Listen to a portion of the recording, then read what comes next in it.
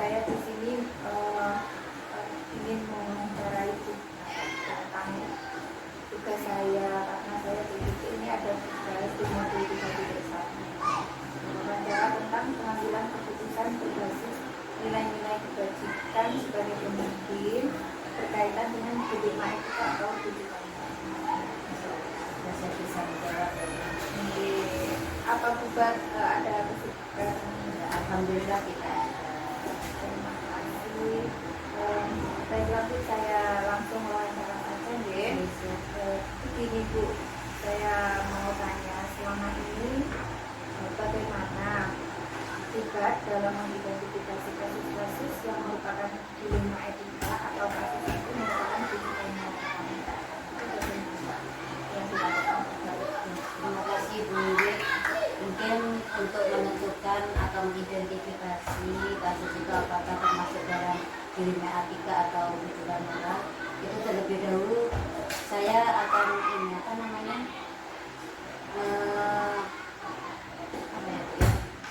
melihat dulu kasusnya itu, apakah kasus ini termasuk dilema etika atau tujuan moral.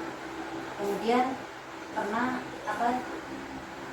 yang menyatakan bahwa kasus itu merupakan dilema etika itu biasanya adanya konflik antara yang konflik itu masalah yang benar dan sama-sama benar.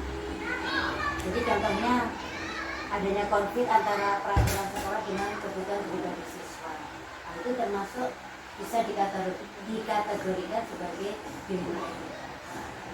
Seperti itu ya. Adanya konflik kadang itu membuat dilema ya.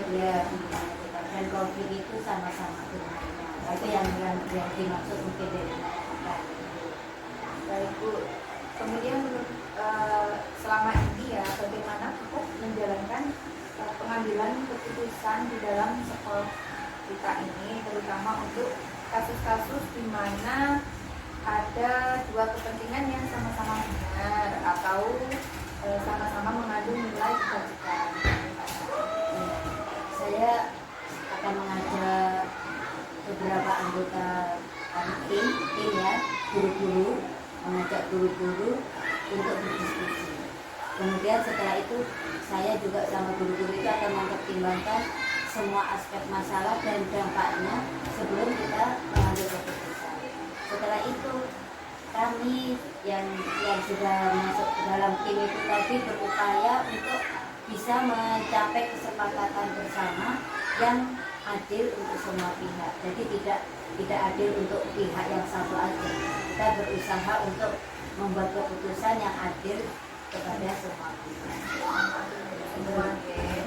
Jadi bermusyawarah, berkomunikasi, berdiskusi dengan teman-teman guru yang ada di sini. Baik Bu, kemudian langkah-langkah atau prosedur seperti apa yang biasanya Bu buat lakukan selama ini? Langkah-langkahnya mungkin yang pertama saya akan mengumpulkan semua informasi ya, semua informasi yang relevan dengan masalah yang muncul. Kemudian setelah itu menginventarisir nilai-nilai yang bertentangan dengan masalah tersebut. Setelah itu saya akan mengadakan diskusi dengan teman-teman guru yang lain, kemudian mempertimbangkan, misalkan kita sudah mengambil keputusan, itu mempertimbangkan dampaknya kepada pihak-pihak yang bermasalah. Setelah itu baru kita mengambil keputusan. Jadi dampak-dampaknya pun kita pertimbangkan. Langkah-langkah yang saya ambil ketika kalau ada masalah. Berarti ada di sini saya tadi mendengar ada 5 langkah. Baik Bu, kemudian hal apa saja yang selama ini Bu anggap itu efektif dalam pengambilan keputusan pada kasus-kasus dilema etika? Menurut saya jelas, yaitu yang pertama melibatkan semua pihak, terutama guru-guru yang ada di sini. Kemudian setelah itu berkomunikasi, perlunya berkomunikasi yang jelas. Dan kemudian selain itu juga transparan dalam setiap langkah keputusan. Oke. Dan selain itu juga yang tidak kalah pentingnya yaitu mengikuti prosedur yang telah ditetapkan dan memastikan keputusan itu sesuai dengan prinsip-prinsip peraturan di sekolah. Dan tentunya menjunjung tinggi etika yang menghargai nilai-nilai kemanusiaan. Itu yang kita laksanakan di sini, guys. Selama ini ya, berarti itu langkah-langkahnya atau yang sudah dilakukan Bu sangat luar biasa menurut saya ya. Seperti itu ya Bu ya. Kemudian Bu, dari hal itu tadi, hal-hal apa saja yang selama ini merupakan tantangan bagi Bu dalam mengambil keputusan pada kasus-kasus?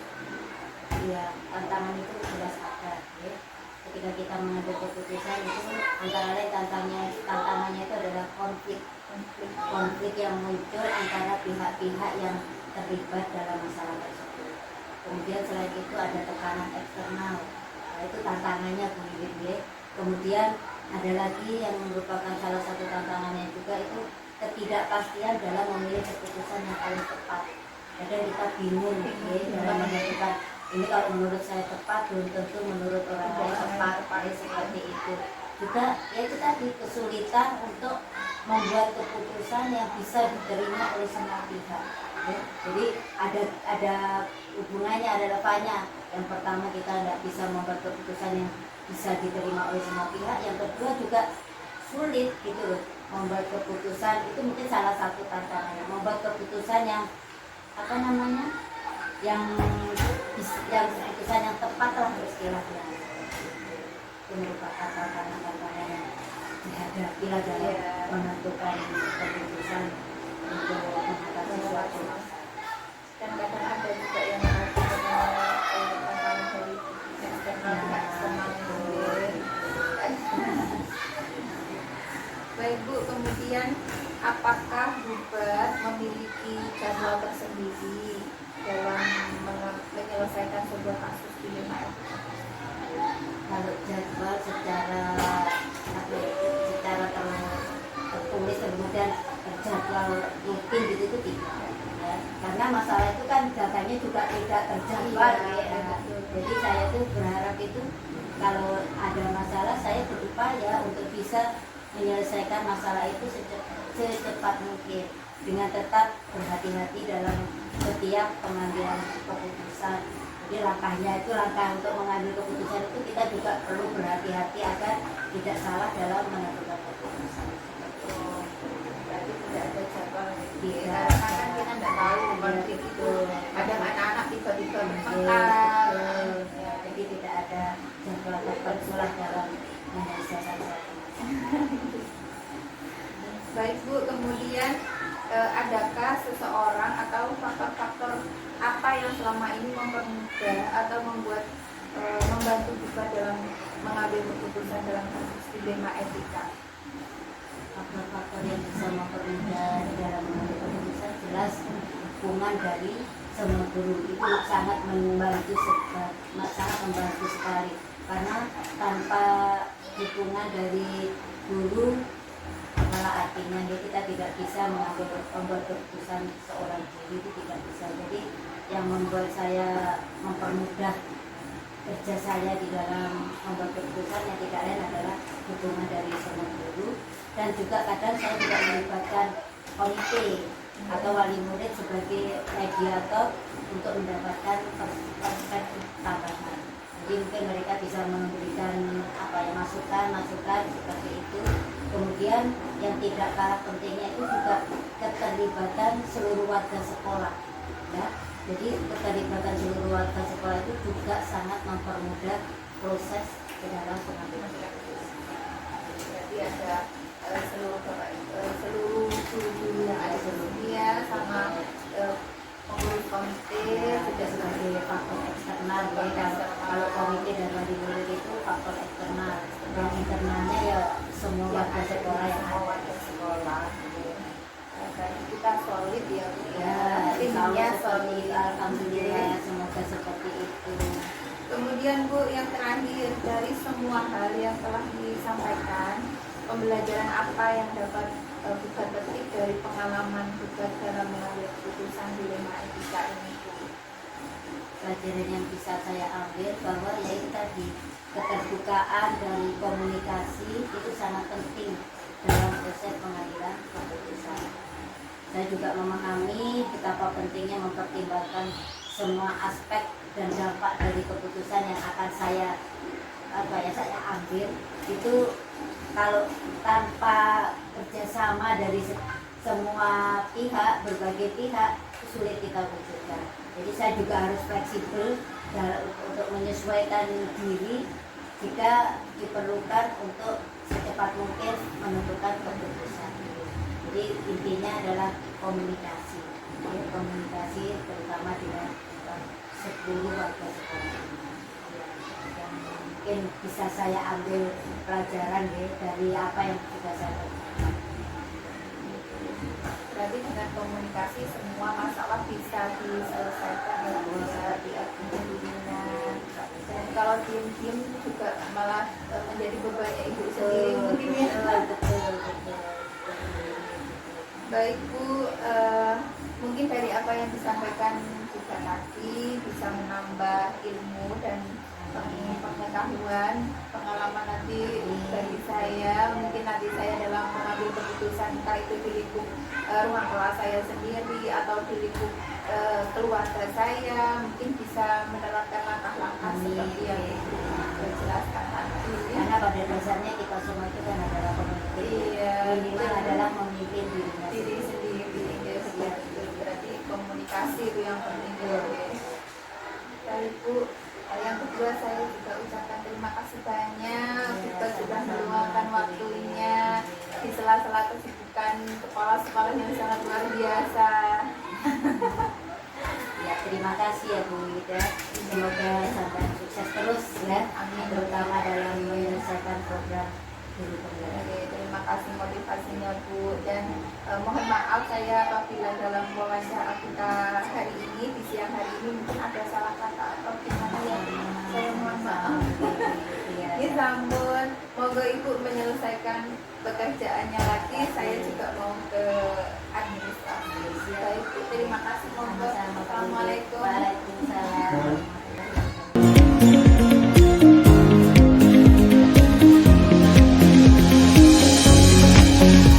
Assalamualaikum Bu Ii. Waalaikumsalam warahmatullahi wabarakatuh. Bagaimana kabarnya Ibu? Alhamdulillah sehat, baik. Bu Wiwit bagaimana? Alhamdulillah sehat juga Oke. Bu. Terima kasih Bu Ii sudah meluangkan waktunya di siang hari ini untuk bersedia saya wawancarai. Oke. Saya di sini ingin mewawancarai Bu Ii mengenai, karena saya ada tugas CGP ya Bu ya. Oke. CGP angkatan 10, tugas saya di modul 3.1. Saya di sini akan mewawancara tentang pengambilan keputusan berbasis nilai-nilai kebajikan sebagai pemimpin. Itu kan berkaitan dengan dilema etika atau juga moral. Ibu, langsung saja saya bertanya. Bu, bagaimana selama ini ya, bagaimana Ibu dapat mengidentifikasi kasus-kasus yang merupakan dilema etika atau juga moral? Terima kasih Bu Wiwit. Ya, pagi ini kita sharing ya, kita belajar bersama karena diskusi itu biasanya memunculkan ide-ide yang terbaru. Yang pertama mengenai kasus atau dilema etika itu, langkah yang pertama sekali yang saya lakukan biasanya mencari data. Mencari data dulu. Nanti setelah mencari data baru nanti akan ada langkah-langkah yang selanjutnya. Jadi mencari Data dulu, ini apa sudah termasuk rujukan moral atau kita data dulu, mencari dulu datanya. Baik Bu. Kemudian Bu, selama ini bagaimana Ibu menjalankan pengambilan keputusan di sekolah Ibu ini? Terutama untuk kasus-kasus di mana ada dua kepentingan yang sama-sama benar atau sama-sama mengandung nilai kebajikan.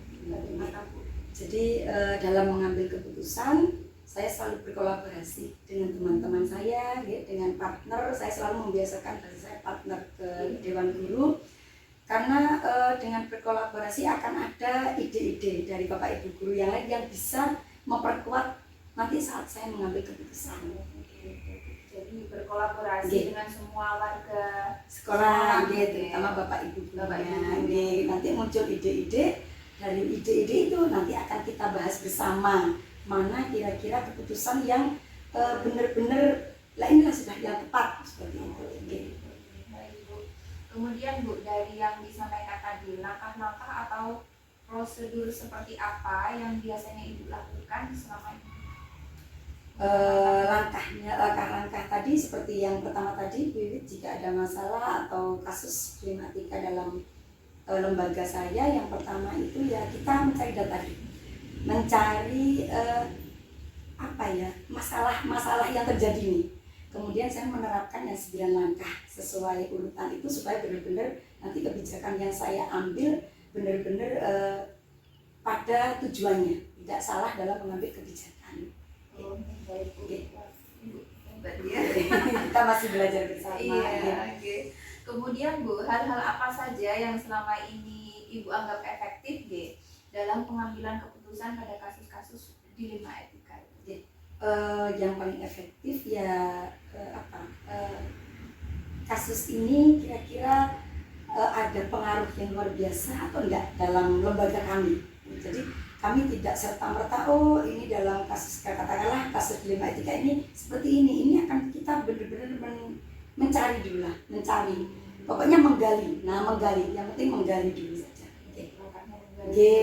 Sebuah kasus itu. Jadi tidak langsung melangkah tanpa ada data yang kita pegang. Baik. Kemudian Bu, tantangannya Bu sekarang, hal-hal apa saja yang selama ini merupakan tantangan dalam pengambilan keputusan pada kasus-kasus dilema tersebut? Iya. Jadi kita itu sebagai pemimpin ya di lembaga, tantangan itu pasti ada karena di dalam lembaga itu kadang ada yang menerima pengambilan keputusan kita secara terbuka, ada juga yang belum menerima, bukan tidak menerima. Nah itu tugas kita sebagai pemimpin. Jadi saat pengambilan keputusan itu selalu saya tawarkan, Bapak Ibu, dalam masalah ini saya ada opsi A, opsi B, opsi C. Yang mana menurut panjenengan yang harus kita ambil? Jadi tidak serta-merta semua saya, tidak. Nah nanti dari Bapak Ibu itu akan memberikan saran, Bu, kalau kita pakai ini nanti efeknya seperti ini. Baru setelah kita sepakat itu yang kita ambil. Gitu ya, berarti tantangannya karena banyak guru. Nah karakternya berbeda-beda. Jadi alangkah baiknya kita menawarkan lagi. Kira-kira kalau saya melangkah seperti ini bagaimana? Nah betul. Kemudian bisa juga nanti di dalam lembaga itu kan ada guru yang sudah cukup lama di sana. Nah itu luar biasa, kita ajak sharing, Bu, bagaimana kalau saya seperti ini, karena beliau lebih paham karakter wali murid kita. Beliau yang sudah lama di sini. Baik Bu, kemudian apakah Ibu memiliki sebuah jadwal tersendiri mengenai untuk menyelesaikan kasus dilema ini? Apakah ada jadwal tersendiri? Jadi kalau saya jika ada suatu masalah atau kasus dalam lembaga kami tidak ada jadwal, karena kan kasus atau masalah itu muncul tidak terjadwal. Nah, jadi kalau kasus itu begitu kasus ini muncul lalu langsung kita ini actionnya nanti ya tadi kita gali, kita cari data, betul, baru kita nanti melangkah ke langkah yang selanjutnya. Adakah seseorang atau faktor-faktor yang selama ini mempermudah Ibu untuk membantu mengambil keputusan? Alhamdulillah, ya seperti yang saya sampaikan tadi, para sesepuh saya bisa dikatakan para senior, karena beliau di lembaga kami ada 3, beliau sudah yang 1 kurang 2 tahun, yang 2 kurang 4 tahun, ini yang selalu saya ajak sharing. Kira-kira saat mengambil keputusan menyakiti enggak ya, apa ini benar-benar langkah saya sebelum saya benar-benar mengambil keputusan itu secara matang di seluruh dewan guru saya. Jadi guru senior betul, membantu ya yang lebih paham karakter Bapak Ibu gurunya seperti itu. Baik. Kemudian Bu, yang terakhir nih, dari semua hal yang telah disampaikan Ibu tadi, pembelajaran apa yang dapat Ibu petik dari pengalaman Ibu dalam mengambil keputusan dilema etika? intinya dalam suatu lembaga itu akan cepat berkembang pesat atau maju. Yang penting di dalam lembaga itu ada hubungan yang harmonis. Ya, jadi gimana caranya kita sebagai pemimpin itu membuat rukunnya Bapak Ibu guru, wali murid, komite, paguyuban, bahkan ke anak-anak. Jadi kalau kita sudah tenang dalam arti hubungannya harmonis, enjoy, nanti sebesar apapun masalah akan ada solusinya. Intinya komunikasi.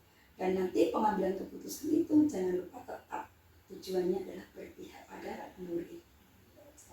Oh, berarti harmonis, komunikasi, menjalin hubungan yang harmonis dengan semua warga sekolah, dari siswa, murid, dewan guru dan sebagainya ya. Dan juga komunikasi, maka akan dapat menyelesaikan semua masalah yang ada di lembaga kita. Ya, sungguh luar biasa kepemimpinan yang diberikan oleh masih Bu banyak, masih harus banyak belajar.